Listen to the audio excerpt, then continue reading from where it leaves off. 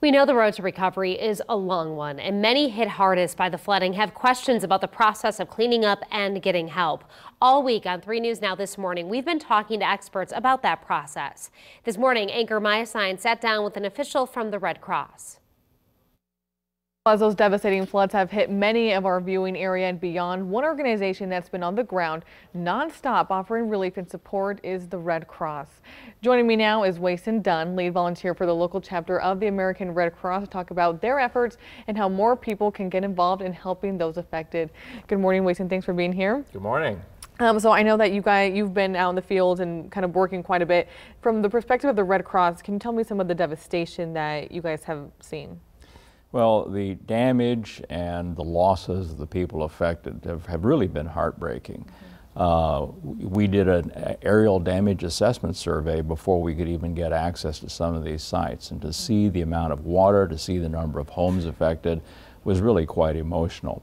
Also, I had the privilege of talking to a number of people that were affected who were staying in our shelters and seeking comfort and refuge with us.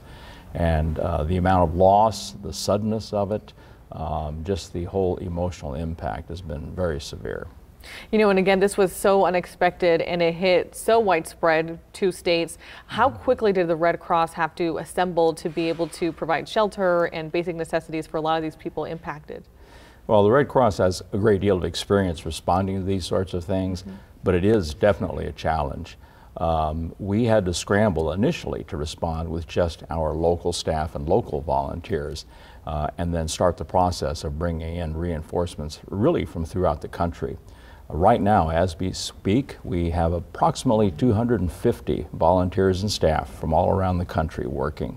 We've also had to bring in massive amounts of supplies, vehicles, equipment, communications equipment, and the like. It's almost like orchestrating a military operation. I can imagine. What do you need still the most of? I mean, this is going to be an ongoing effort for months to help these people recover. What do you need the most of from viewers if they can donate?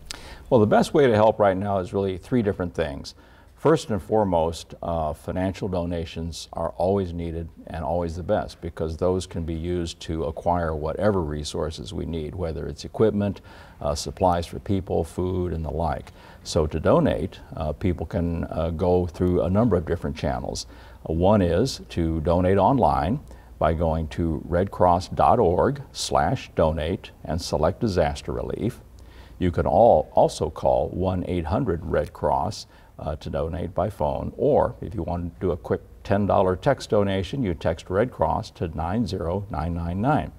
We also need volunteers because, as I said, we've brought in a lot of people. We have a lot of local staff that have been working virtually non-stop since the flooding started a couple of weeks ago.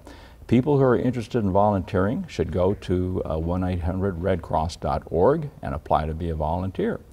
So we can really help out in a number of ways. And the other thing that many people don't think about is we have a continuing need for blood donations. We have had scores of blood drives that were canceled as a result of the flooding. So blood donations are always something that are needed. Natural disaster